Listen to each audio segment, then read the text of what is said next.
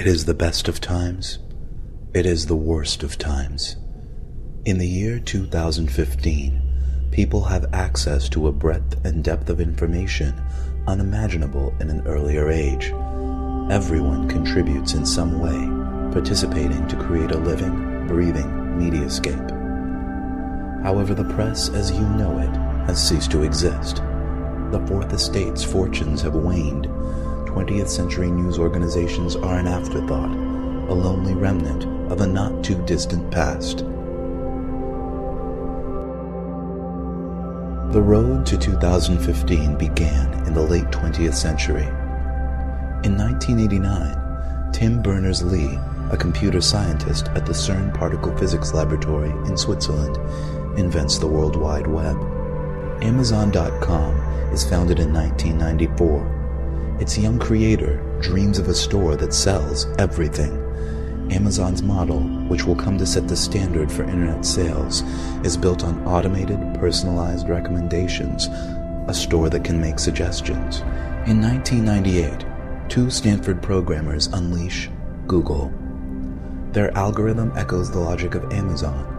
It treats links as recommendations, and from that foundation powers the world's fastest and most effective search engine. In 1999, a dot-com startup named Pyra Labs unveils Blogger, a personal publishing tool. Friendster arrives on the scene in 2002, and hundreds of thousands of young people rush to populate it with an incredibly detailed catalog of their lives, their interests, and their social networks. Also in 2002, Google launches Google News, a portal featuring headlines and links to the stories of the minute. Journalism organizations cry foul. Google News is edited entirely by computers. In 2003, Google buys Blogger. 2004 would be remembered as the year that everything began.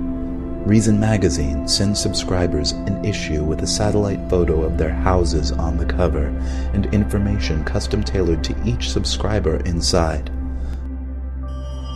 Google unveils Gmail with a gigabyte of free space for every user.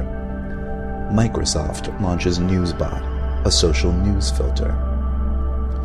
Google buys Picasa, a tool for organizing images. Amazon releases A9, a search engine built on Google's technology that also incorporates Amazon's trademark recommendations. And then, in August, Google goes public. Awash in new capital, it acquires Keyhole, a company that maps the world and puts it online. Google also begins digitizing and indexing the world's libraries. Apple's iPod inspires podcasting, and the age of personal radio begins. We can all broadcast our own thoughts, our own music, directly to each other's music players. 2005. In a response to Google's recent moves, Microsoft buys Friendster. Apple releases the Wi-Fi Pod, a portable media player with integrated camera that can send and receive podcasts and images on the go. 2006.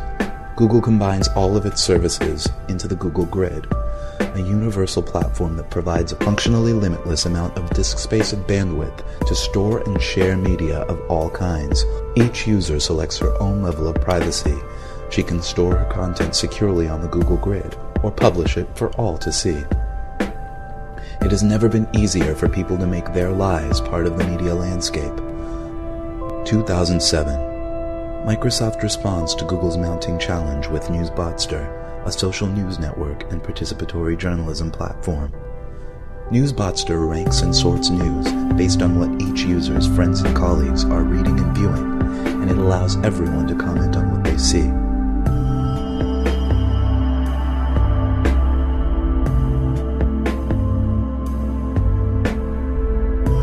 2008 sees the alliance that will challenge Microsoft's ambitions. Google and Amazon join forces, forming Googlezon. Google supplies the Google Grid, an unparalleled search technology. Amazon supplies a social recommendation engine and its huge commercial infrastructure. Together, they use their detailed knowledge of every user's social network, demographics, buying habits, and reading interests to provide total customization of content and advertising. This year, the New York Times switches to a paid subscription model online. However, its content stream remains open to Googlezon's indexing computers. The news wars of 2010 are notable for the fact that no actual news organizations take part. Googlezon and Microsoft face off, enhancing their services week by week. Googlezon finally checkmates Microsoft with a feature the software giant cannot match. Using new algorithms, Googlezon's computers screen stories for names, places, images, and other contextual cues, isolating facts from quotes and turning statistics into flexible equations. Then, Googlezon resorts, recalculates, and recombines these scraps with our information. Our blog entries, our photos, our purchases, our lives. Suddenly, news is more relevant than ever before. In 2011, the slumbering Fourth Estate awakes to make its first and final stand. The New York Times Company sues Googlezon, claiming that the company's fact-stripping robots are a violation of copyright law. The case goes all the way to the Supreme Court, which, on August 4th, 2011, decides in favor of Googlezon. On Sunday, March 9th, 2014, Googlezon unleashes Epic.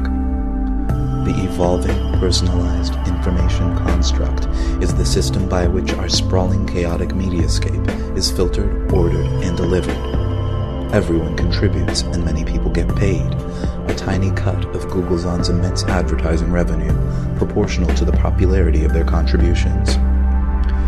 Epic produces a custom content package for each user, using his choices, his consumption habits, his interests, his demographic, his social network to shape the product. At its best, tailored to its savviest readers, Epic is a summary of the world deeper, broader, and more nuanced than anything ever available before.